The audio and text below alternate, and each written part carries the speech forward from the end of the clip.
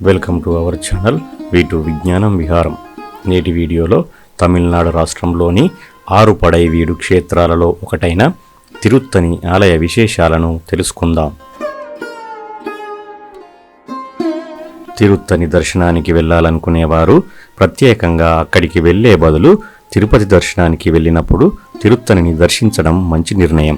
ఎందుకంటే తిరుత్తని తిరుపతి నుండి కేవలం 70 కిలోమీటర్ల దూరంలోనే ఉంటుంది. తిరుపతి బస్టాండ్ నుండి తిరుత్తనికి ఎప్పుడూ బస్సులు అందుబాటులో ఉంటాయి. అలాగే ట్రైన్స్ కూడా అందుబాటులో ఉంటాయి.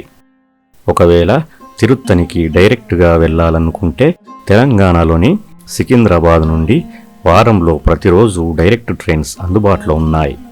వరంగల్ నుండి డైరెక్ట్ ట్రైన్ కేవలం సోమవారం మాత్రమే అందుబాటులో ఉంది. ఏపీలోని విజయవాడ నుండి సోమ మంగళవారాలలో, అలాగే వైజాగ్ నుండి కేవలం మంగళవారం మాత్రమే డైరెక్ట్ ట్రైన్స్ అందుబాటులో ఉన్నాయి. తిరుత్తని బస్టాండ్ చేరుకున్న తర్వాత బస్టాండ్కి ఆనుకొని ఉన్న రోడ్డు ద్వారా 200 మీటర్ల దూరం నడుచుకుంటూ వెళ్ళాలి. ఆ దారి మధ్యలో దుర్గా థియేటర్ కనిపిస్తుంది.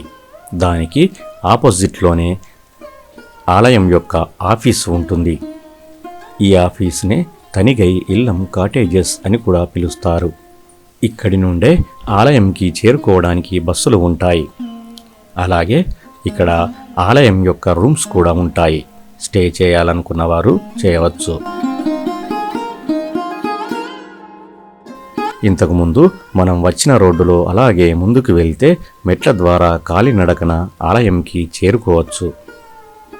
ఆలయం చేరుకోవడానికి మొత్తం 365 మెట్లు ఉంటాయి.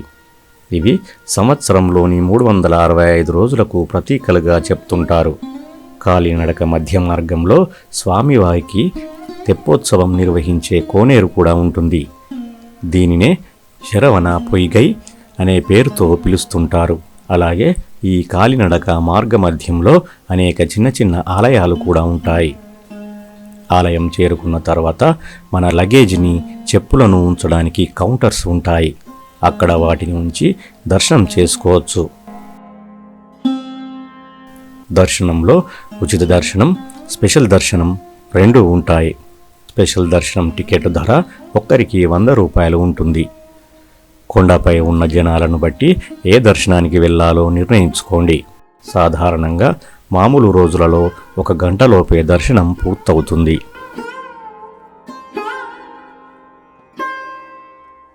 తిరుత్తని తమిళనాడులో గల సుప్రసిద్ధ పుణ్యక్షేత్రం.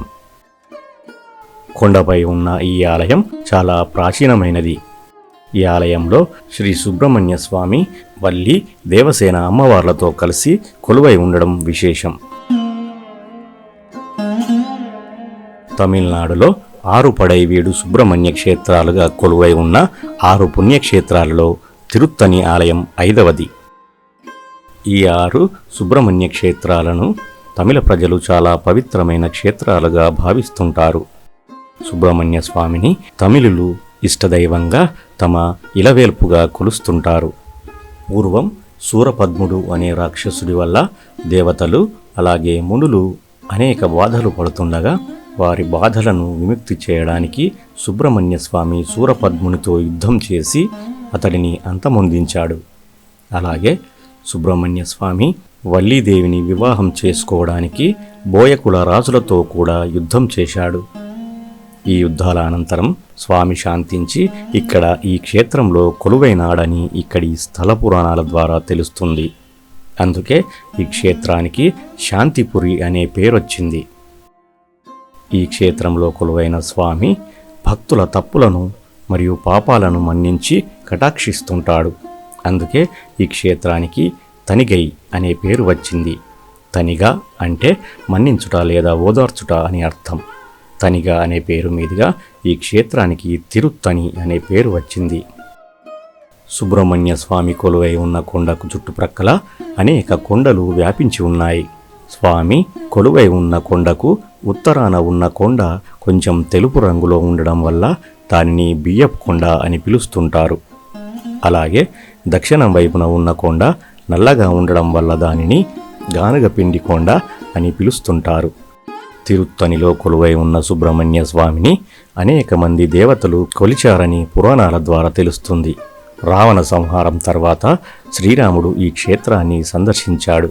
అలాగే అర్జునుడు, శ్రీ మహావిష్ణువు, బ్రహ్మ, దేవేంద్రుడు లాంటి దేవతలు ఈ ఆలయంలోని సుబ్రహ్మణ్య స్వామిని కొలిచారని స్థల పురాణాల ద్వారా తెలుస్తున్నది.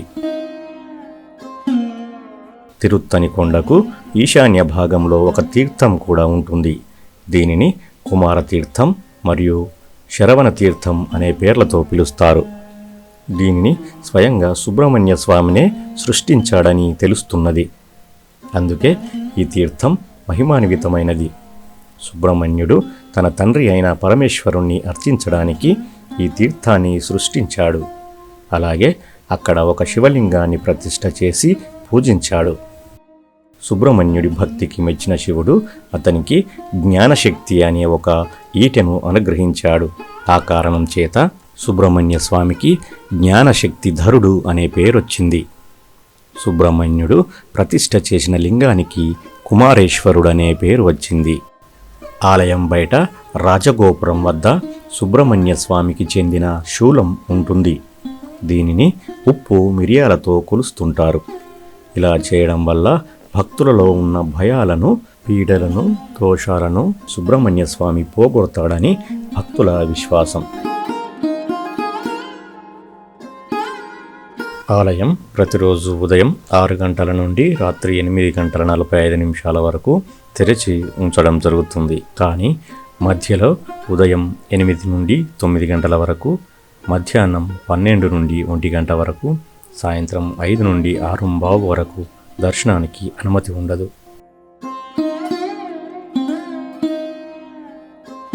తిరుత్తణి ఆలయంలో భక్తుల సౌకర్యార్థం అన్నదానం కూడా అందుబాటులో ఉంటుంది.